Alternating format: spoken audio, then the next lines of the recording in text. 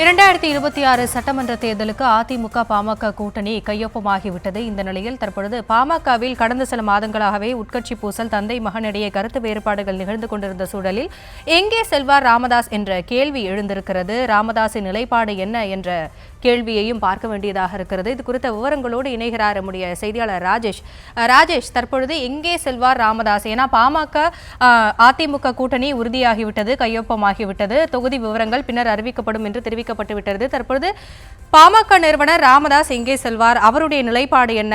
அதிமுகவில் ராமதாஸை சேர்க்கக்கூடாது என்று நிபந்தனை வைத்ததாகவும் கூறப்படுகிறது. உங்களிடம் டாக்டர் ராமதாஸை பொறுத்தவரையிலே அவருக்கு இருக்கக்கூடிய அந்த ஆப்ஷன்ஸ் என்று நாம் பார்க்கும்போது, ஒன்று திமுக கூட்டணிக்கு செல்ல வேண்டும், அல்லது விஜயுடன் செல்ல வேண்டும், அல்லது அவர் தனியாக நிற்க வேண்டும். 3 ஆப்ஷன்ஸ் இருக்கிறது. ஆனால் கடந்த சேலம் பொதுக்கூட்டத்திலேயே அவர்கள் சொல்லிவிட்டார்கள், திமுகவை கடுமையாக பேசிவிட்டார்கள், திமுக தமிழ்நாட்டிலிருந்து அகற்றப்பட வேண்டும் என்றும் சொல்லியிருக்கிறார்கள். எனவே திமுக பக்கம் செல்வதற்கான வாய்ப்பு குறைவு.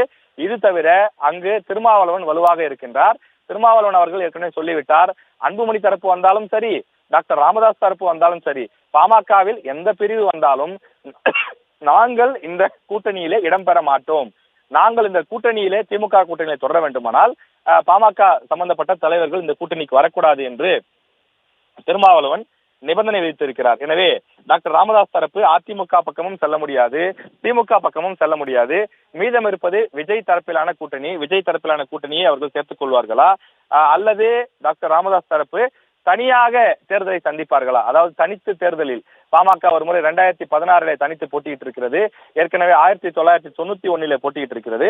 அதுபோல டாக்டர் ராமதாஸ் 2026 சட்டமன்ற தேர்தலில் தன்னுடைய ஆதரவாளர்களை களம் நிறுத்தி அவர் தனியாக போட்டியிடுவாரா என்பதையும் பொறுத்திருந்து பார்க்க வேண்டும். தேர்தலுக்கு இன்னும் மாதங்கள் இருக்கக்கூடிய நிலையில, அதாவது ஏப்ரல் மாதத்தில் தேர்தல் நடைபெறும் என்று எதிர்பார்க்கப்படுகிறது. பிப்ரவரி மாதத்திலிருந்து இந்த பிரச்சாரங்கள் அனைத்தும் ஆரம்பிக்கும். ஏனென்றால் பிப்ரவரி 3வது வாரத்திலே தான் அந்த தேர்தலுக்கான நோட்டிபிகேஷன் அறிவிக்கை வெளியாகும் என்று எதிர்பார்க்கப்படுகிறது. எனவே அதனை ஒட்டிதான் பல முக்கிய திருப்பங்கள் இருக்கும், பல இறுதி முடிவுகள் இருக்கும் என்று எதிர்பார்க்கப்படுகிறது. எனவே டாக்டர் ராமதாஸ் தரப்பை பொறுத்தவரையிலே அவர் தனியாக நிற்பதற்கு தான் வாய்ப்பு அதிகம் என்று அவர்கள் தரப்பில் நாம் விசாரிக்கும் போது நமக்கு தகவல் கிடைக்கிறது. டாக்டர் ராமதாஸ் தரப்பு வரக்கூடிய 2026 சட்டமன்ற தேர்தலில் அவர்கள் தனியாக நிற்பது அவர்களுடைய இலக்காக இருக்கும். தன்னுடைய மகனான பாமக தலைவர் அன்புமணி தரப்பை சேதப்படுத்தக்கூடிய வகையிலே அவர்களது பிரச்சாரம் அமையும் என்றும் தகவல்கள் கிடைக்கின்றது.